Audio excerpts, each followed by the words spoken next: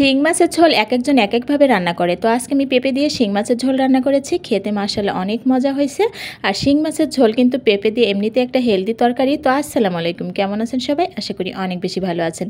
এই তো রান্না শুরু করে দিলাম, আশা করি পুরো রেসিপির সাথে সবাই থাকবেন, অনেক ভালো লাগবে। তো এখানে পরিমাণ মতো তেল নিয়েছি, তারপরে একটা চিরা তেজপাতা দিয়েছি, একটু পেঁয়াজ কুচি, 2-3 কোয়া রসুন আর হয়েছে গোটা কিছুটা জিরা দিয়ে সুন্দর করে এখন একটা ভাজনা বানিয়ে তুলে নিতেছি। এই ভাজনাটা আমি তরকারির লাস্টে পাটায় বেটে তারপর আর কি তরকারিতে দেব।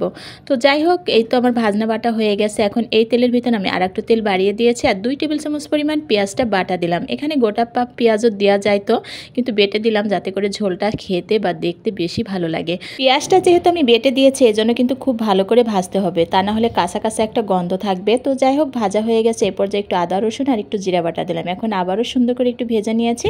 এখন একটু পানি দিয়ে দিলাম যাতে নিচ থেকে পুড়ে না যায়। এখন কিন্তু এর ভিতরে আমি শুকনা মশলাগুলো দিব। রান্না যে যেভাবে করে ওইভাবেই ভালো লাগে, কিন্তু শিং মাছের ঝোলটা আমার মনে হয় কি এইভাবে রান্না করলে বেশি ভালো লাগে। আমার মা চাষিদের এইভাবে রান্না করা দেখেছি, আমিও কিন্তু ঠিক সেইভাবে আপনাদের সাথে রান্নাটা শেয়ার করতেছি। আর আমি বাসায় সবসময় এইভাবেই রান্না করি। দেখা যায় অন্য অন্য সবজি দিয়ে রান্না করলে অন্য ব্যাপার, কিন্তু আমি যদি দেখা যায় পেঁপে আলু দিয়ে ঝোল করি তাহলে এই রেসিপিটা ফলো করি। তো এ পর্যায়ে কিন্তু মশলা কষিয়ে তারপরে এই তো মাছগুলো দিয়ে দিলাম। মশলাটা কিন্তু খুব ভালোভাবে কষিয়েছি। আর এখানে কিন্তু আমি সামান্য একটু শুকনো মরিচ দিয়েছি আর পরিমাণ মতো সব কিছু দিয়েছি। তো যাই হোক, এখন একটু ঝোলের পানি দিয়ে তারপরে মাছটা একটু সময় নিয়ে কিন্তু কষিয়ে নিব। দেখা যায় একটু কষিয়ে নিলে মাছটা খেতে বেশি ভালো লাগবে। তো এ পর্যায়ে কিন্তু আমার মাছটা কষানো হয়ে গেছে। এখন এই মাছগুলো আমি এখান থেকে তুলে নিব।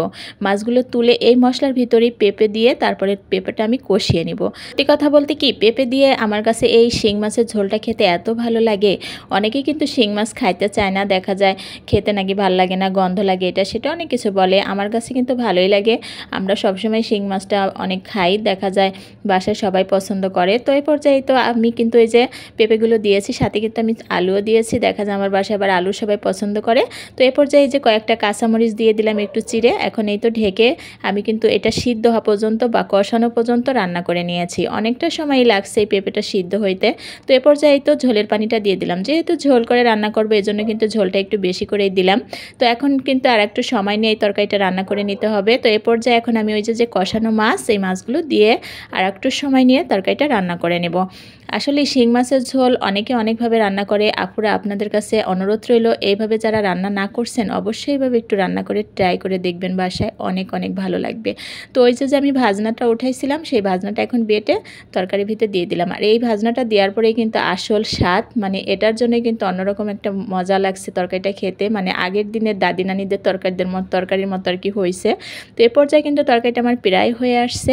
দেখুন না কত সুন্দর হয়েছে দেখতে, মাশাআল্লাহ খেতেও কিন্তু অনেক মজার হয়েছিল। তো কেমন হলো আমার রান্না অবশ্যই কমেন্টে জানাবেন। তো আজকের ভিডিও এই পর্যন্ত, সবাই ভালো থাকবেন, আল্লাহ হাফেজ।